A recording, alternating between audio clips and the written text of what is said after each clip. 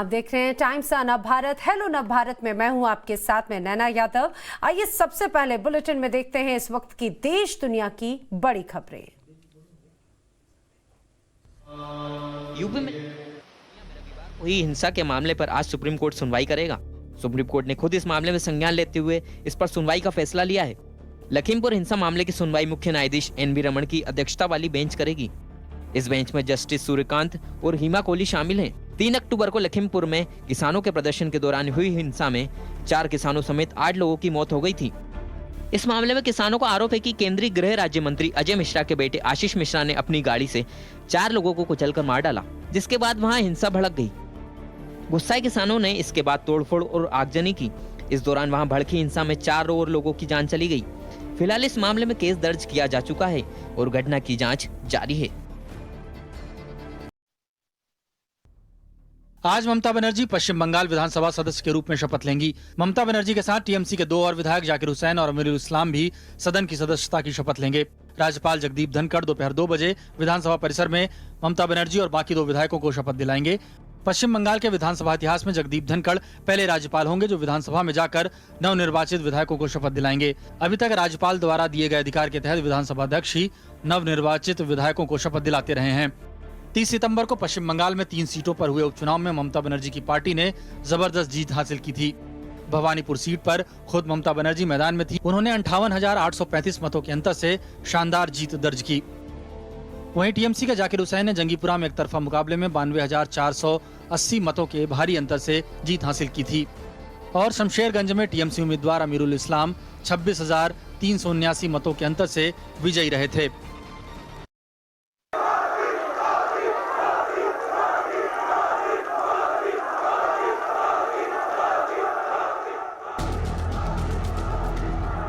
आज पीएम मोदी को संवैधानिक पद पर रहते 20 साल पूरे हो गए। पहले गुजरात के मुख्यमंत्री के तौर पर, उसके बाद प्रधानमंत्री के तौर पर।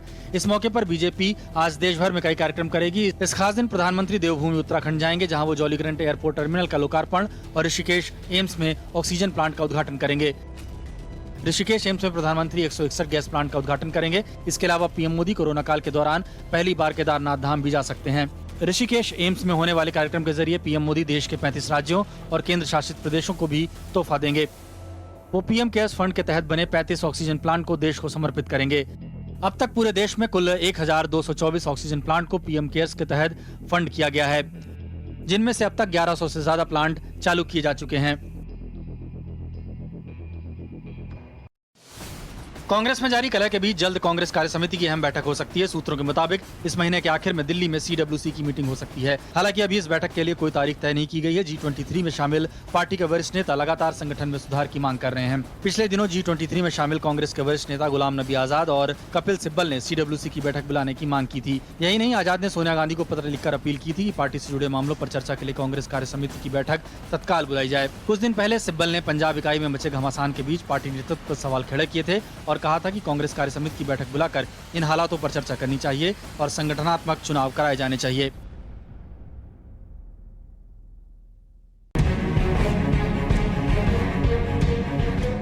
क्रूज ड्रग्स पार्टी मामले में गिरफ्तार शाहरुख खान के बेटे आर्यन खान, उसके दोस्त अरबाज मर्चेंट और मुनमुन धामेचा की एनसीबी की कस्टडी आज खत्म हो रही है। तीनों को आज एनसीबी कोर्ट में पेश करेगी। बताया जा रहा है कि एनसीबी आज भी कोर्ट से तीनों की कस्टडी बढ़ाने की अपील करेगी। एनसीबी के मुताबिक अभी ड्रग्स केस में कई और राज से पर्दा हटना बाकी है और कई बड़े नाम भी इसमें सामने आ सकते हैं, इसलिए तीनों की हिरासत जरूरी है। दूसरी तरफ आर्यन के दोस्त अरबाज मर्चेंट के वकील ने भी कोर्ट में जमानत की याचिका दायर की है। इस याचिका पर भी आज सुनवाई होनी है। क्रूज ड्रग्स मामले में अब तक 16 आरोपियों की गिरफ्तारी हो चुकी है। इस मामले में 10 लोगों को गवाह बनाया गया है। और आइए अब आपको दिखाते हैं आपके राज्य की खबर। 1 मिनट में अपने राज्य में क्या है, क्या इस समय हलचल है, जानिए। राहुल और प्रियंका गांधी ने बीती रात लखीमपुर हिंसा में मारे गए लोगों के परिवार वालों से मुलाकात की। यूपी सरकार से इजाजत मिलने के बाद दोनों कल रात लखीमपुर पहुंचे और बारी बारी से पीड़ित परिवारों से मुलाकात की। इस दौरान उनके साथ पंजाब के सीएम चरणजीत सिंह चन्नी और छत्तीसगढ़ के सीएम भूपेश बघेल भी मौजूद रहे। प्रियंका गांधी इस बात से खुश थी कि आखिरकार वो पीड़ित परिवार से मिलने आई हैं। वहीं दूसरी तरफ उन्होंने राज्य की सरकार को पीड़ित पक्षों के लिए न्याय दिलाने की मांग की है। पीड़ित परिवारों से मिलने के बाद राहुल गांधी ने कई ट्वीट भी किए। ट्वीट के जरिए उन्होंने कहा कि जब पीड़ित परिवारों को न्याय नहीं मिलता तब तक सत्याग्रह चलेगा। लखीमपुर हिंसा में मारे गए पत्रकार रमन कश्यप के घर वालों से भी कांग्रेस के इन दोनों नेताओं ने मुलाकात की। राहुल, प्रियंका गांधी और पंजाब के मुख्यमंत्री चरणजीत सिंह चन्नी ने पत्रकार रमन कश्यप के परिवार से मिलकर शोक व्यक्त किया। इसके बाद राहुल गांधी ने ट्वीट कर राज्य सरकार से दोषियों को तुरंत गिरफ्तार करने की मांग भी की। लखीमपुर हिंसा मामले पर जमकर सियासत हो रही है। राहुल और प्रियंका गांधी के दौरे के बाद अब समाजवादी पार्टी के अध्यक्ष अखिलेश यादव भी आज लखीमपुर जाएंगे। खबर है कि वो दोपहर 1 बजे लखीमपुर पहुंच सकते हैं। वहां पहुंचने के बाद उनका हिंसा में मारे गए लोगों के घर वालों से मिलने का कार्यक्रम है। दोपहर 1 बजे अखिलेश हिंसा में मारे गए किसान नक्षत्र सिंह के परिवार से मिलेंगे। इसके बाद दोपहर 2:15 बजे वो पत्रकार रमन कश्यप के घर जाएंगे और उनके परिजनों से मुलाकात करेंगे। पत्रकार रमन कश्यप की भी इस हिंसा में जान चली गई थी। वहीं 3:45 बजे के आसपास अखिलेश यादव हिंसा में जान गंवाने वाले किसान लवप्रीत सिंह के घर भी जाएंगे। वहीं बीएसपी के राष्ट्रीय महासचिव और राज्यसभा सांसद सतीश चंद्र मिश्रा भी आज लखीमपुर जाएंगे। वहीं उत्तराखंड से आज कांग्रेस के नेता और कार्यकर्ता गाड़ियों में भरकर लखीमपुर पहुंचेंगे। बताया जा रहा है कि हरीश रावत के नेतृत्व में करीब 1000 गाड़ियों से लैस होकर ये सभी लखीमपुर पहुंचेंगे। पंजाब कांग्रेस अध्यक्ष नवजोत सिंह सिद्धू भी आज लखीमपुर खीरी जाने के लिए रवाना होंगे। उनके साथ पंजाब सरकार के सभी मंत्री और कांग्रेस विधायक भी लखीमपुर खीरी जाएंगे। आरजेडी और लालू परिवार के अंदर जारी कलह अब खुलकर सामने आने लगी है। आरजेडी के राष्ट्रीय उपाध्यक्ष शिवानंद तिवारी ने लालू प्रसाद यादव के बड़े बेटे तेज प्रताप यादव को लेकर बड़ा दावा किया है। उन्होंने बताया कि तेज प्रताप यादव अब पार्टी का हिस्सा नहीं है, उन्होंने अपनी एक अलग पार्टी बना ली है। इसके अलावा शिवानंद तिवारी ने कहा कि तेज प्रताप को पार्टी का सिंबल लालटेन के इस्तेमाल करने को लेकर भी पार्टी नेतृत्व ने मना कर दिया है, यानी अब वो अपने किसी भी कार्यक्रम या पोस्टर में लालटेन सिंबल का प्रयोग नहीं कर पाएंगे। नुकसान या इस तरह की बात को नुकसान देखते हैं क्या, जिस तरह से वो बयान दे रहे हैं? नुकसान होगा। पार्टी अभी तक निष्कासित नहीं किया है ना है कहाँ, पार्टी में निष्कासित करने का क्या सवाल है, तो अपने निष्कासित हो चुके हैं। आरजेडी के राष्ट्रीय उपाध्यक्ष शिवानंद तिवारी के इस बयान के बाद सूबे का सियासी पारा चढ़ गया। बताया जा रहा है कुछ दिन पहले ही शिवानंद तिवारी ने एक प्रेस कॉन्फ्रेंस में ये दावा किया था कि तेज प्रताप अब आरजेडी का हिस्सा नहीं है। उन्होंने छात्र जनशक्ति परिषद के नाम से अपना एक अलग संगठन बना लिया है। राजस्थान के मुख्यमंत्री अशोक गहलोत और पूर्व उप मुख्यमंत्री सचिन पायलट के बीच की कड़वाहट एक बार फिर खुलकर सामने आने लगी है। दोनों नेता इशारों में एक दूसरे पर वार पलटवार कर रहे हैं। 2 दिन पहले ही सचिन पायलट ने टोंक में हुए कार्यक्रम में कहा था कि कोई भी इंसान एक पद पर हमेशा के लिए नहीं बना रहता, एक न एक दिन जनता उसे गद्दी से उतार देती है। माना जा रहा है कि उनका ये इशारा अशोक गहलोत की तरफ था। ये तो जनता है, जितना समय आप दोगे लोग सिंहासन में बैठेंगे। जब जनता करवट बदलती है तो इनकी जोर की पटरी पड़ती है कि आदमी को पता नहीं पड़ता क्या होगा। वहीं सचिन पायलट के इस बयान पर राज्य के सीएम अशोक गहलोत ने भी जवाब दिया। दावा किया कि आने वाले 15 से 20 साल तक उन्हें कोई भी कुर्सी से नहीं हटा सकता। मुझे कुछ नहीं होने वाला, अब दुखी होना हो तो हो दुखी, मेरे बस की बात नहीं है, मुझे कुछ नहीं होगा। राजस्थान में पायलट गुट के विधायक गाहे बगाहे सचिन पायलट को मुख्यमंत्री बनाने की दावेदारी करते रहे हैं और इसे लेकर पिछले काफी वक्त से राजस्थान कांग्रेस के अंदर विवाद जारी है। खुद सचिन पायलट भी मुख्यमंत्री नहीं बनाए जाने से नाराज चल रहे हैं। मुंबई में आज से सभी धार्मिक स्थल दोबारा खोल दिए गए हैं। कोरोना के खतरे को देखते हुए राज्य सरकार ने वहां के धार्मिक स्थलों को बंद करने का फैसला लिया था। कई महीनों बाद आज फिर लोग मंदिरों में भगवान के दर्शनों के लिए पहुंच रहे हैं। फिलहाल राज्य सरकार ने 50% क्षमता के साथ ही श्रद्धालुओं को मंदिर या किसी भी धार्मिक स्थल पर जाने की इजाजत दी है। वहीं बीएमसी के आदेश के मुताबिक सभी धार्मिक स्थलों को कोरोना नियमों का पालन करना जरूरी होगा। अब बीएमसी का ये आदेश इसलिए ज्यादा मायने रखता है क्योंकि नवरात्र शुरू हो चुकी है और कुछ दिनों बाद दशहरा और दिवाली भी आनी है। ऐसे में धार्मिक गतिविधियां ज्यादा बढ़ेंगी और मंदिरों में आने जाने का सिलसिला भी बढ़ जाएगा। मुंबई के अलावा महाराष्ट्र के अहमदनगर में भी नवरात्र के पहले दिन शिरडी के साईं बाबा मंदिर को भक्तों के लिए खोल दिया गया है। मंदिर में रोजाना ऑनलाइन पास रखने वाले कम से कम 15,000 श्रद्धालुओं को ही प्रवेश करने की अनुमति होगी। और आइए अब आपको दिखाते हैं वो खबरें जो आपके बेहद काम की हैं। चार धाम यात्रा करने वालों के लिए अच्छी खबर है। दरअसल कोरोना के चलते यात्रा पर जाने वाले श्रद्धालुओं की संख्या पर लगी पाबंदी हटा दी गई है। उत्तराखंड हाई कोर्ट के फैसले के बाद अब कोई सीमा नहीं रखी गई है। इसके साथ ही तीर्थयात्रियों को ई पास की भी जरूरत नहीं होगी। हालांकि इस दौरान यात्रियों के पास कोरोना की निगेटिव रिपोर्ट होना जरूरी है। साथ ही टीकाकरण का सर्टिफिकेट भी होना चाहिए। राज्य सरकार ने कोर्ट में हलफनामा दायर कर कोर्ट से पहले के आदेश में संशोधन कर श्रद्धालुओं की संख्या बढ़ाने की अपील की थी।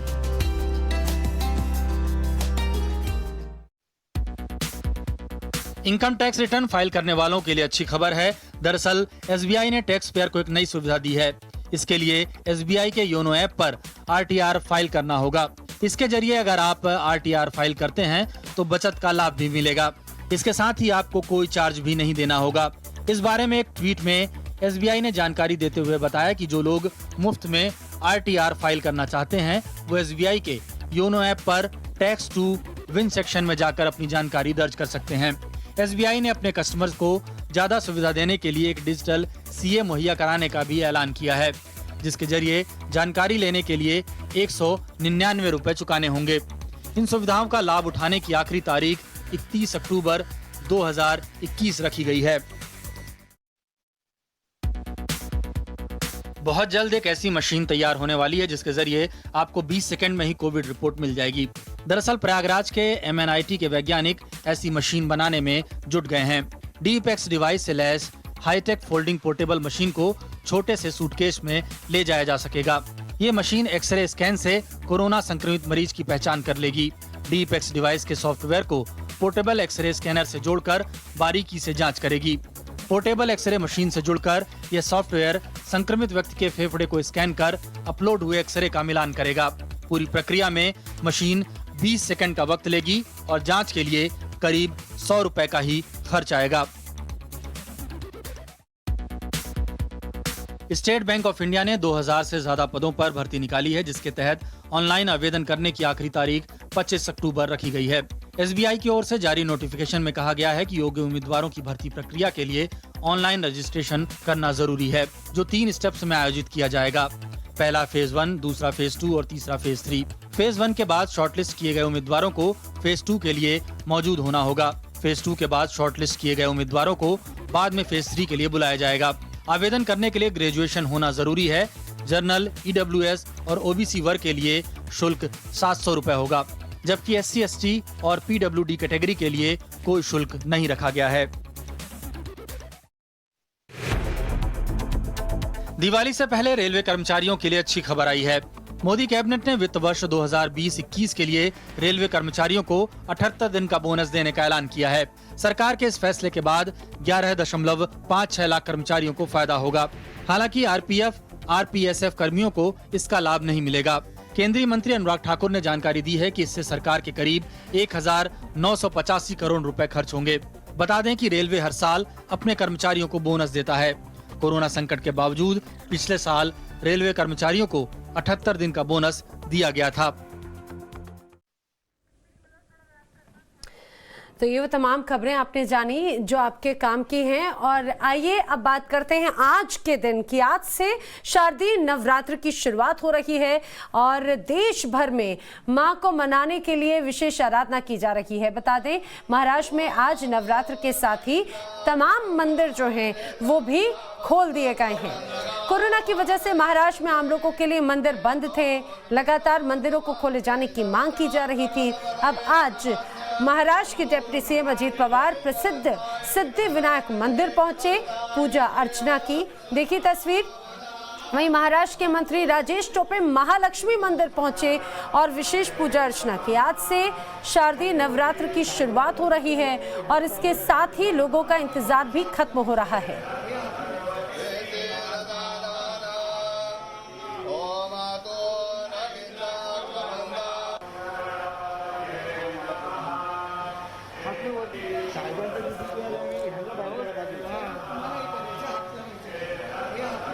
बात लखीमपुर हिंसा की करते हैं, जिसमें सबसे नया वीडियो टाइम्स नव भारत को मिला है और इस वीडियो में साफ नजर आ रहा है एक तेज रफ्तार थार गाड़ी किसानों की भीड़ को रौंदते हुए आगे बढ़ती जा रही है। थार के पीछे 2 और गाड़ियां भी दिख रही हैं।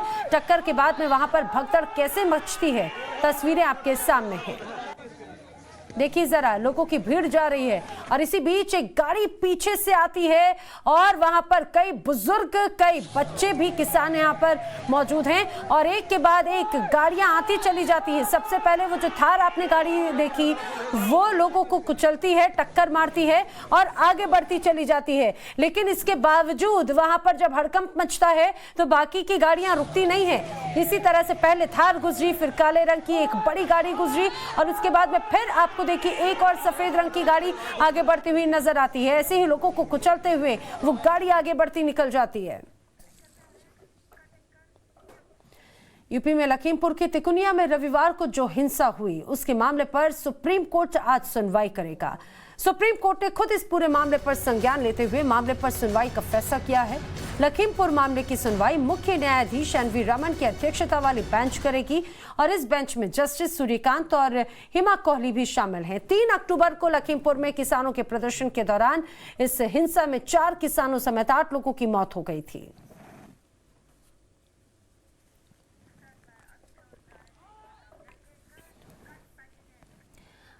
और अब बात बिहार की सियासत की। लालू प्रसाद यादव ने अपने दोनों बेटों तेज प्रताप यादव और तेजस्वी को एक ही दिन बड़ी रैली कर राजनीति में लॉन्च किया था, आपको याद होगा। लेकिन अब तेजस्वी जहां मुख्यमंत्री पद के उम्मीदवार बन गए हैं तो डिप्टी सीएम बने विपक्ष के नेता हैं, वहीं बड़े बेटे तेज प्रताप को पार्टी में वैसा सम्मान नहीं मिला। अब तो तेजस्वी ने पिता लालू को बंधक बनाने वाली बात तक कह दी। पार्टी के वरिष्ठ नेता उनके पार्टी में ही नहीं होने की बात कहने लगे हैं। आखिर बात क्या है, ये जानने के लिए देखिए हमारी खास रिपोर्ट।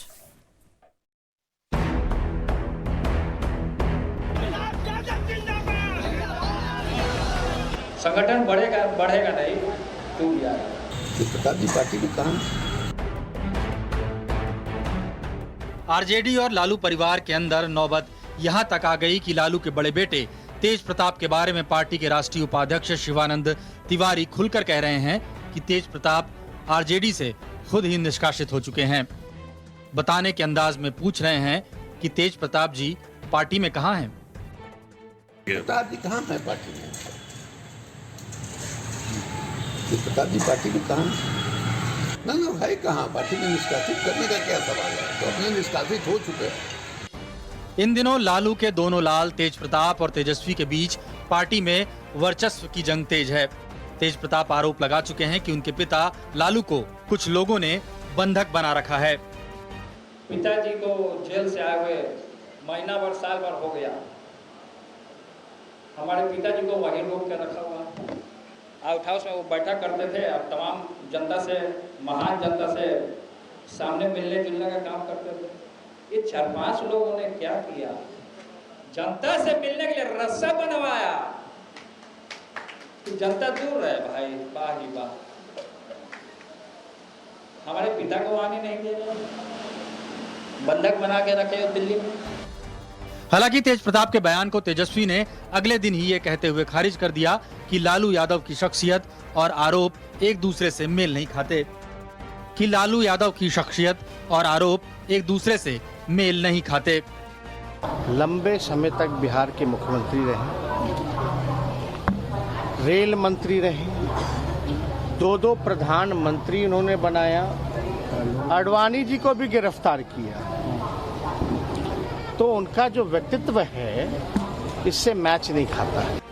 भाइयों के बीच बढ़ती खाई की ताजा वजह आरजेडी के बिहार प्रदेश अध्यक्ष जगदानंद सिंह का वो फैसला है जिसमें उन्होंने आरजेडी की स्टूडेंट विंग के बिहार अध्यक्ष आकाश यादव को हटा दिया था। जहां जगदानंद सिंह को तेजस्वी का समर्थन हासिल है, वहीं आकाश यादव तेज प्रताप के राइट हैंड माने जाते हैं। अब नाराज होकर तेज प्रताप ने समानांतर संगठन बना लिया है जिसका नाम है छात्र जनशक्ति परिषद। उन्होंने जो संगठन बनाया है उसमें तो उन्होंने ये लालटेन का ये किया था, वो क्या कहते हैं सिंबल जो है लगाया था, उनको कहा दिया पार्टी ने कि आप नहीं लगा सकते हैं, तो उसने खुद कबूल किया, भाइयों को मना कर दिया गया। तो मैसेज क्लियर ना है। लालू बीमार हैं और अब उनके लिए पहले की तरह सक्रिय रहना संभव नहीं। आरजेडी के अध्यक्ष के तौर पर उनका कार्यकाल नवंबर में खत्म हो रहा है। ऐसे में मुमकिन है कि पार्टी की कमान परिवार में से ही किसी एक को सौंपी जाए। वैसे तेजस्वी को आरजेडी का मुख्यमंत्री उम्मीदवार बनाकर लालू अपने वारिस का ऐलान पहले ही कर चुके हैं, लेकिन हो सकता है कि आने वाले दिनों में परिवार के अंदर टकराव और बढ़े। ऐसे में लालटेन की रोशनी तेज प्रताप को कितना और कब तक रोशन करेगी, ये देखने वाली बात होगी। ब्यूरो रिपोर्ट, टाइम्स नाउ, नव भारत।